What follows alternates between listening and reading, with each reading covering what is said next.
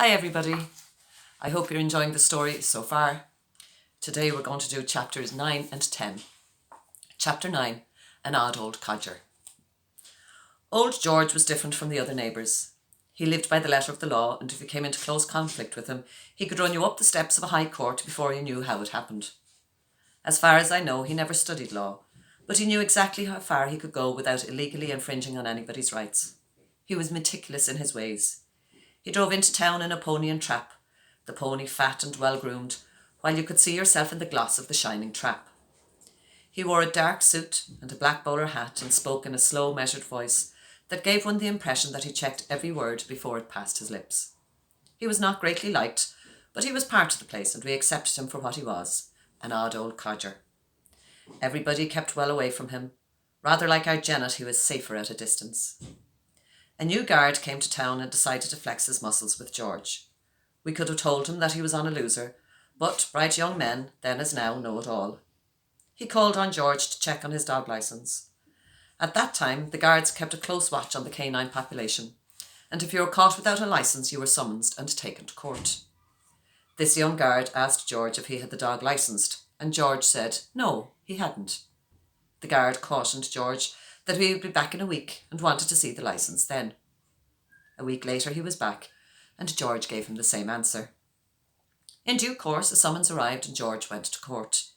He loved going to court. Maybe at heart he was an actor who loved a dramatic performance. The case was called and George was summoned to the witness box. The judge, remembering this client from previous experiences, decided to play it cool.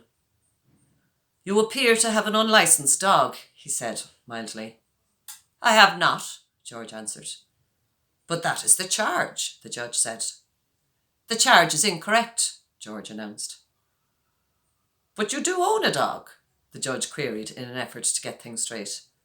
"I do not own a dog." "Well, who owns the dog in question then?" the judge asked. "My son Peter," George answered, "owns that dog." "And why is it not licensed?" the judge demanded. "That dog is licensed. My son Peter has got him licensed. I do not own him, so I do not license him." George enjoyed challenging the establishment. The priests at that time carried mighty clout, or so they thought. Every house in every townland had the stations in their turn, and it was the custom that the house due to have the stations collected the priest's suitcase from the house in the adjoining townland which had had the stations the previous day. The suitcase contained the priest's requirements for saying Mass, and though this system probably originated when the priests travelled around on horseback, it still continued with the arrival of the motor car. It suited the priest, and nobody thought to question it. That was, until George came up against it. On the morning of George's stations, everything was in readiness when the priests arrived. As was customary, the parish priest went into another room to hear confessions while the curate, who was an opinionated, middle-aged man, started to get his altar ready. He looked around questioningly for the suitcase, which was usually in readiness. It was nowhere to be seen. "Where's my suitcase?" he demanded. Quite unperturbed, George replied, "I suppose, Father, it's wherever you left it. That's nobody's business but your own." From then on, the priests carried their suitcases themselves.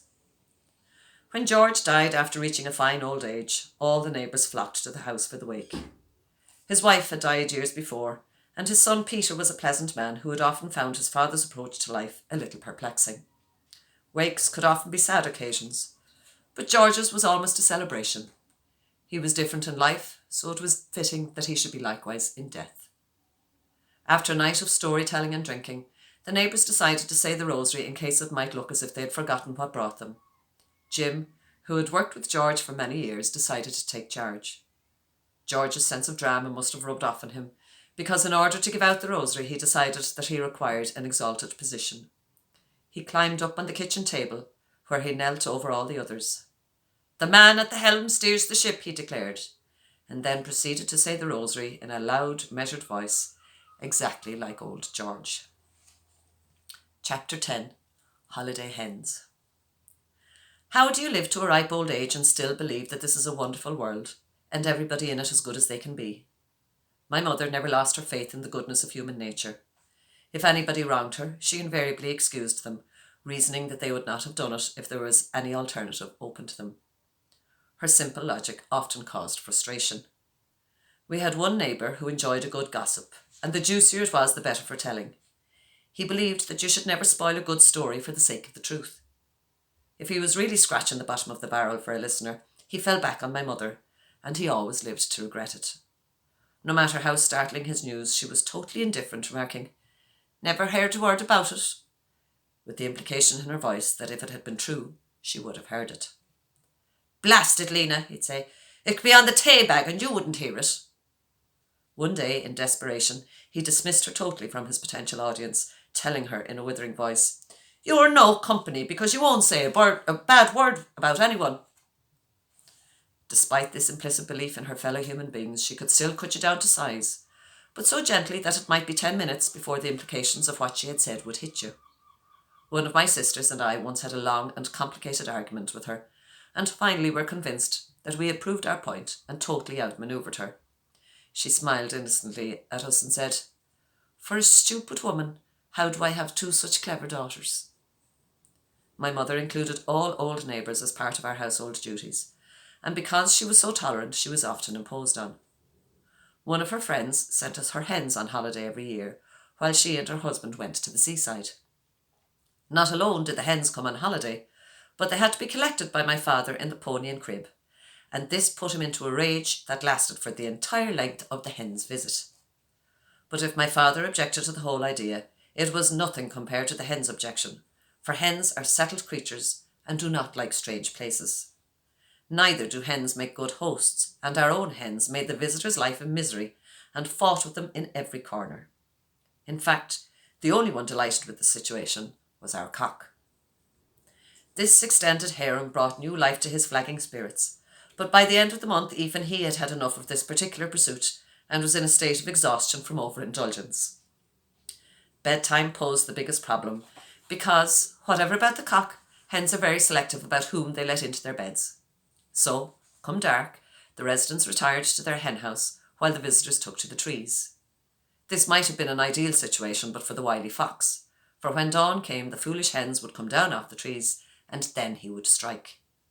A loud squawking would wake the entire farmyard, and out of bed we would all tumble, my father swearing vengeance on the hens and the fox and waving his gun.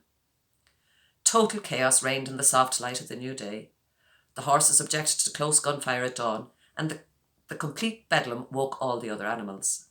Pigs, who had been sound asleep and cuddled up together comfortably, suddenly awoke with a clamour and decided that it must be much later than they thought and that they should be hungry. Hungry pigs set off a high-pitched, repetitive peal which penetrates the toughest eardrums and tightens the most relaxed nerves. All hell broke loose, and the culprits were, of course, the visiting hens. The only solution was to get them into bed, voluntarily or otherwise, every night. This could not be achieved until they had settled for the night. The spot of their choice was usually the tops of the trees in the surrounding grove. The older and more submissive hens we had rounded up and driven into the hen house at dusk. But a lively pullet, determined to get away, is not easy to pin down. So on the treetops, we had the lively young ones who had to be grounded and housed. When dark came and they were all settled, we issued forth from the warm kitchen, armed with brush handles and long sticks to poke the reluctant hens from the branches. We younger ones enjoyed the climb to the treetops in the dark. Having grasped an unfortunate hen, we sent her flapping to the ground, where she was bundled up by an adult and thrust into the hen house.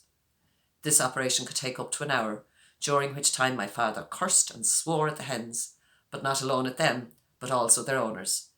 "Daft bastards tanning their arses in Ballybunion," he'd say.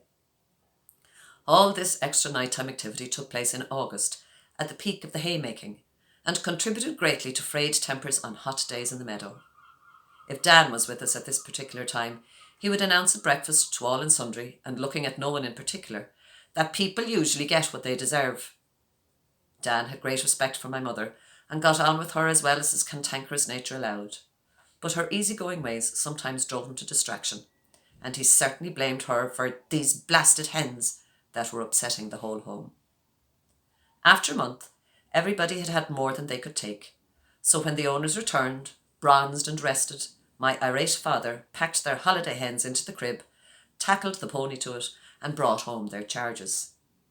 I often wondered how he resisted telling them what to do with their hens.